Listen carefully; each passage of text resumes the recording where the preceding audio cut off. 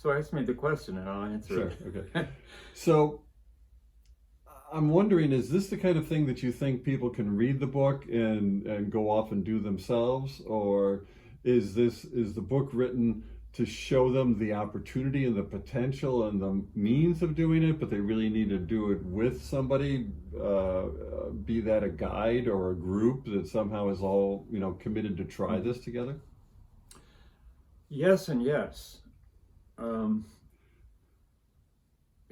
For instance, in learning how to make decisions, either personally or as a group, it could be a family or a church vestry or even a congressional committee, in fact, if they would do it, if they would start with discerning their hopes for their issue of expertise, they could do it. I make it very clear how to do it, step by step, concretely. And a number of communities have done it from reading my suggestions. I'm very concrete about that. When it comes to healing of memories, there's one person who wrote a lot about that named Agnes Sanford, who one of my spiritual directors knew. And I've read her books, and she has a wonderful healing of memories prayer that is practically a whole chapter, but it begins with praying with people through every part of their life, actually from the womb onward. Well, that's not practical I can do that for, say, one of the kids that we've adopted. I know enough about their life that I can lie on my couch and pray for part of their life that needs help. But in the book, I realized that's impractical. And so what I've done is I don't remember the experiences because I was in the spirit, but I know the steps that I took people through. And so I've done that in the book. I said, here's what I do. I get with somebody I trust. And if this person isn't experienced as a spiritual guide, here are the questions for them to ask. And here's how they would do it, how you would do it physically, sitting with them. So that I lay it out so that anybody who wants this kind of help and has a friend, not necessarily a priest, but somebody they trust not to judge them, can ask them to read this for them and lead them in healing of memories. And it will work.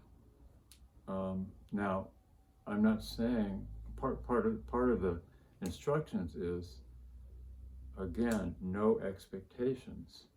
And somebody is going to ask you, if they're helping you heal, they're going to pray for the Spirit to be with you and guide you to a memory that needs healing. It's very important for you not to come in there expecting it to be a certain memory. You might think, I really need this healed, but God is the one who knows what needs healing, and it may be something way back in your life you're not thinking of, or it may be something that is related to something that's just happened. But let the Spirit bring the memory to you, and you will know what memory needs to be healed if there is one. If no memory comes to you, it doesn't mean that you won't have a memory healed, it just means that it's not time yet. God knows you prayed for it, and something will probably eventually happen. But people are often surprised at the memories that come to them. I will share one that Judy shared with me. I was doing this for a group in Kentucky, in a group called Crucio, and I didn't know any of them except my wife, who was there, and so I led them in healing of memories, and then they formed small groups and shared what happened to them. And Judy was telling me of a psychiatrist in her group shared this experience, which I relate in the book. He remembered he had a vision in his experience here at the group of being in a bathroom in his school where a school bully used to take him and hold his head down in the toilet in what was in there.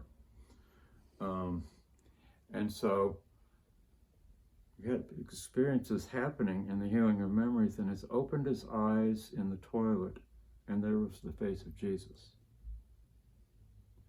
And he was blown away. He was really, I don't have to fear that anymore. God was with me in that, and I never knew it.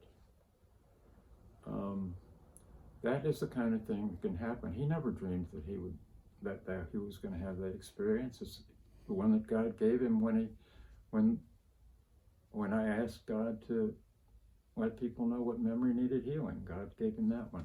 And I don't know I know a lot of people have told me, but I generally don't remember them because I'm not supposed to.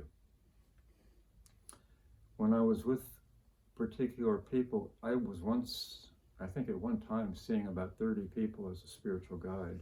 I would travel around the diocese for 1 week a month just to see people. And I would remember something that they had told me previously if I needed to remember it. It would pop into my brain. Otherwise, I wouldn't. And so I turned out to be a spiritual guide for a number of our close friends, and it was always the issue, are they going to feel funny being with me as their spiritual guide, or am I going to be thinking about them as a direct deal? Well, it never happened, because I didn't remember, and we were friends, and so it's a very liberating thing to experience the healing of memories. And I was doing it with a spiritual friend. We were spiritual friends for each other in seminary. He asked me to lead him in healing of memories, and I did. I haven't a clue what the memory was, but it happened for him. And then he said, "Can I lead you in healing of memories?" Well, in fact, nobody else ever had. And I, for years, had had a stomach ache, and I'd gone to various doctors about it. Couldn't fix it. Finally figured it was lactose intolerance, so I quit drinking dairy, drinking milk, and eating cheese. Well, I was telling my priest about it in Kentucky one time. He asked how I was feeling, and I said I had a stomach ache. And he said, "Well, I'll go pray about it." Well, he was a priest with the gift of vision. And so he sat in prayer for a minute, and he said, "You will find out at some point what I saw was you in your kitchen in the farmhouse in Kentucky with your parents at a meal." Well, this didn't connect with me at all at the time, but I trusted him. I knew something, that was it. But I just went on back to seminary and didn't eat cheese and didn't drink milk.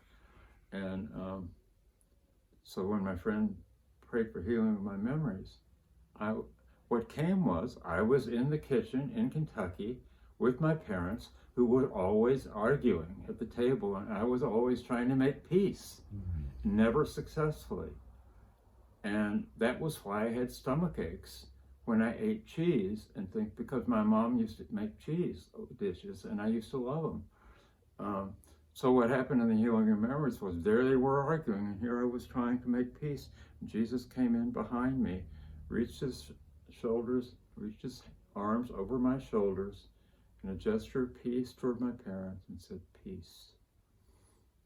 And in the vision, they stopped arguing. And then he turned me around and embraced me and pulled me into him.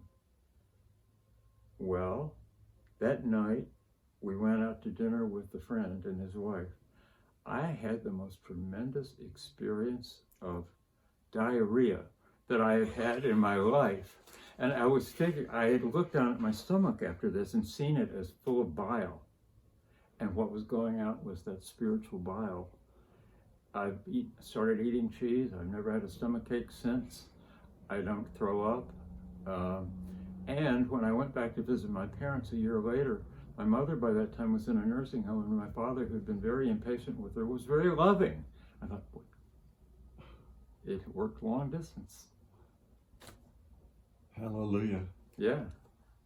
So anyway, the book tries to explain how you can get help with these things. It shows you how to do discernment personally or with a group. You don't need anybody to help you. Just use those guidelines. For healing of memories, you need somebody with you to help you probably. Or you can pray for God to heal your memories, and God will do it in some way.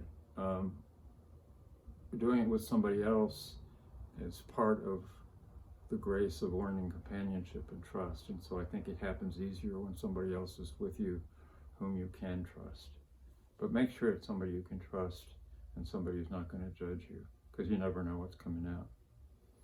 Although God won't let anything come out that's going to harm you.